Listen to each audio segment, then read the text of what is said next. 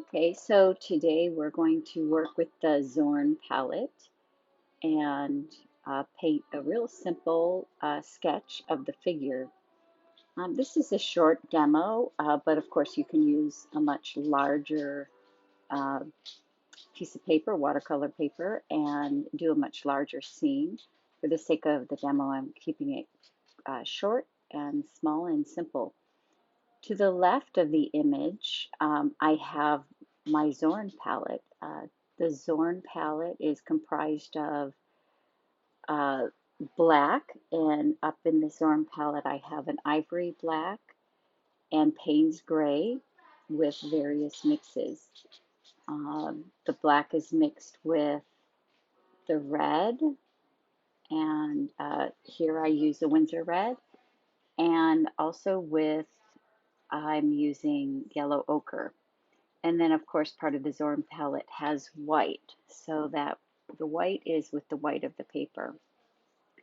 So as you can see during this demo, I start with a sketch. So I've sketched in the figure, and right now, to begin with, what I did was I blocked in the background.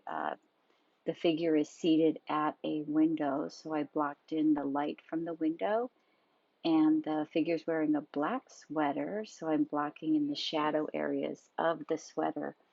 If you're working with the Zorn palette, it's really great to use the colors black, navy blue, deep rich colors are characteristic of the Zorn palette, and also some deep reds. Okay, so what I've done now is I've mixed up some of the yellow ochre and the Winsor red, and I'm going in with my very small angled brush, and I'm working with the planes of the face. Uh, the the head and the facial features are probably the most difficult and delicate part of your figure drawing. This is such a small sketch. It's on a piece of 8 by 10 watercolor paper. So I'm using really small brushes, and I'm going in just very, very lightly with very, very thin, watered down mixes of the yellow ochre and the Winsor red, just delineating the forehead, the left side of the cheek, and now I'm going down the side of the nose, and then along uh, the left side of the cheek here, left side of the face. Um, from our view, the the sitter's right side of the face is in light. It's right next to the window, and the sitter's left side of their head is in shadow. So I'll use the deeper uh, mixes of Winsor red, yellow ochre, and adding just a little bit of the Payne's gray to allow the our right side or the left side of the figure to be in shadow. Once again, always looking at the planes of the face and how those plane changes. Right now, working on the plane change underneath the chin and the neck area, uh, the shadows along the hairline, the distinct value and hue change along that hairline. So the approach you take is block in your shadows first and worry about details later, and look at those shadows as abstract shapes.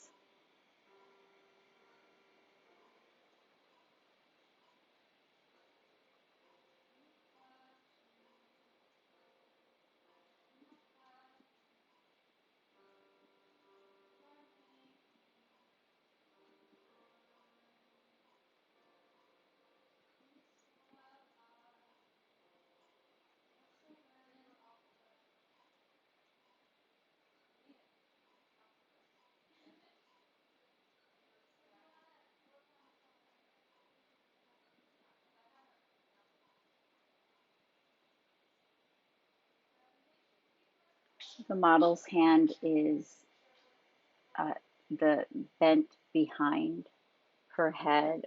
Her arm is up over her shoulder, and then the hand falls on her left shoulder. So that's what that area is up in that upper right hand corner. Now I'm just going in and putting in shadows underneath the face.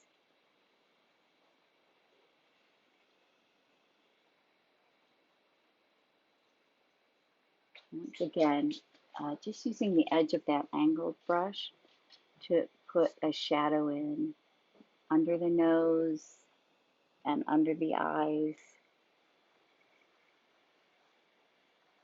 Just very light, delicate features. Putting in a little bit of shadow on the other side of the hair.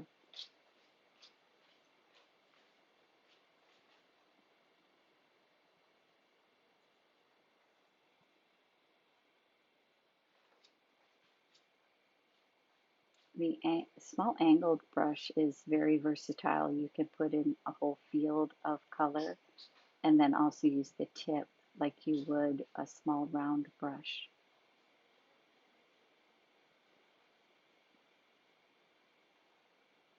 So flat brushes and angled brushes are perfect for blocking in shadows.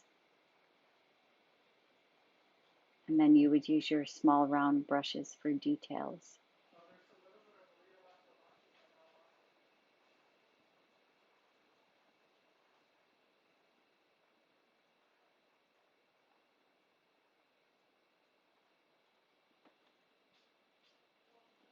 Okay, now I'm going into the pant leg of the model. So the model has on a black sweater and green khaki slacks.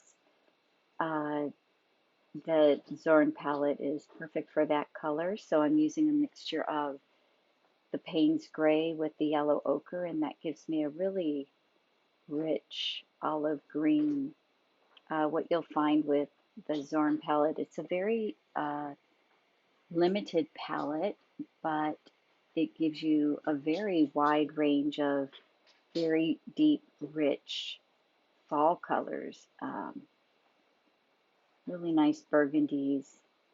I'm using that nice burgundy mix for the back of the chair. So the model is sitting on a leather chair, a nice brown leather chair, and so uh, the mixture of the Payne's gray and the Windsor red makes a really nice shadow on that leather chair.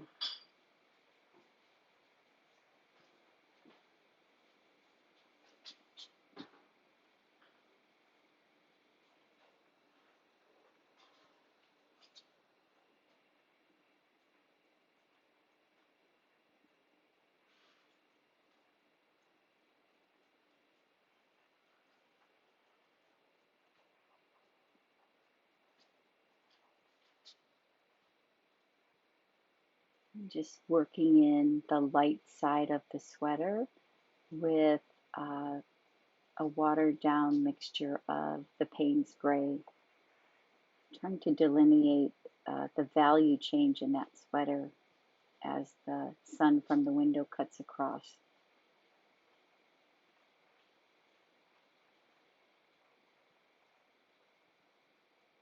There are some nice folds in the sweater that are difficult to see because it is a black sweater and most of the sweater is in shadow. This is probably a 1/5 light to 4/5 in shadow. So the light is just catching the edge of the model's face and shoulder, and then the rest is in shadow.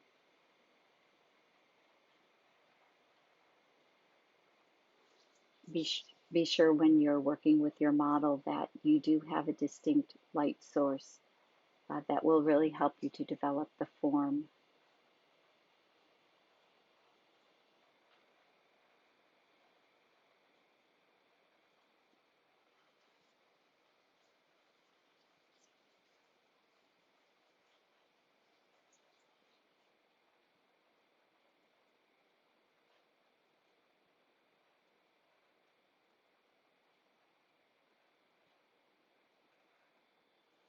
And at this point, some of the paint has dried, some is still wet, but I'm going in and restating the value pattern.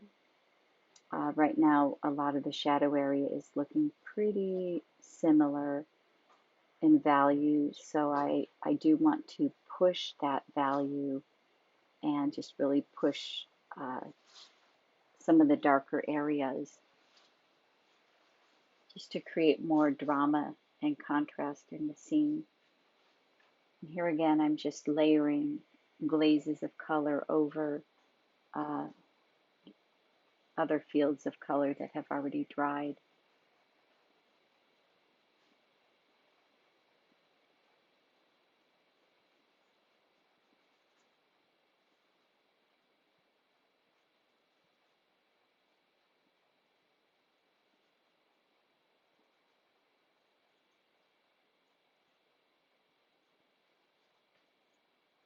Keep in mind, I sketched out the figure at the start, and I'm working from a photo.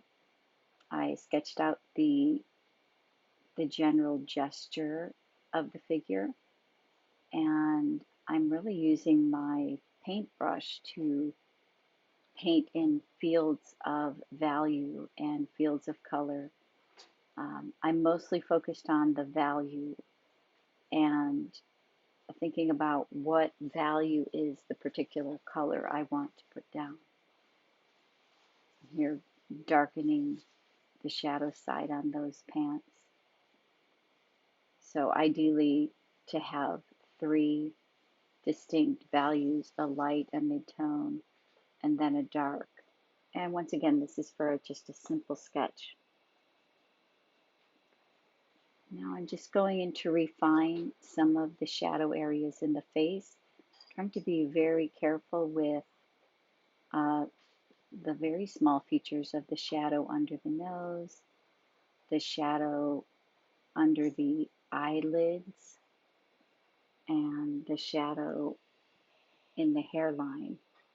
This is very tricky to do. You don't want to be too dark, so I'm not using a really dark black mix. I'm using a mix of the Windsor red and the yellow ochre with just a very little bit of the uh, black in there. And once again, the model has very dark eyebrows, very dark, deep, dark brown eyebrows, but I don't want them to stand out too much. So I am just using a darker mix of the facial colors.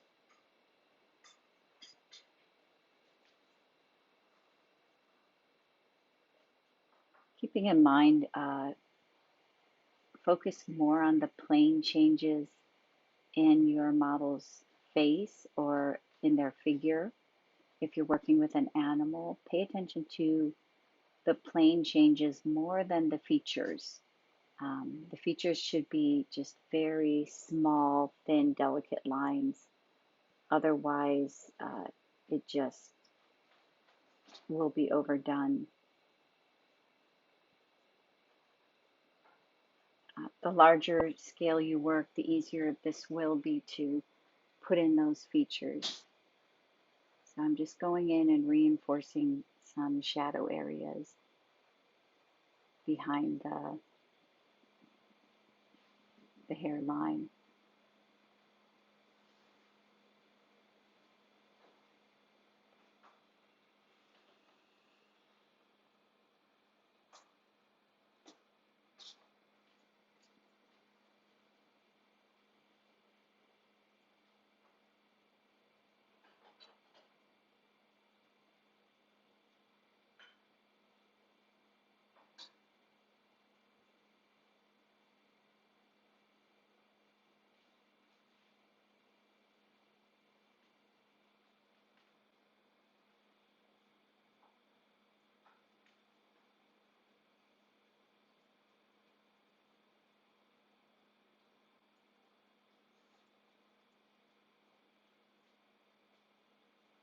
So just a reminder, I started with large brushes, large flat brushes, and now I'm moving into the last part of the drawing.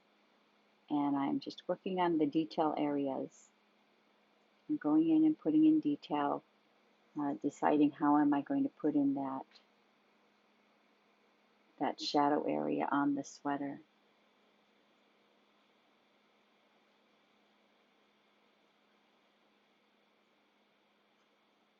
Here I want to unite the right arm coming over toward the left arm,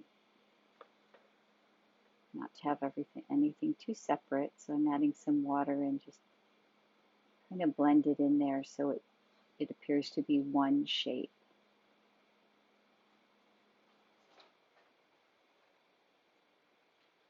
So it's better to be very simple have a simple large shape, and then all the smaller shapes in the face will work. But if the sweater's too busy, then it will compete with the smaller shapes around the face and head area.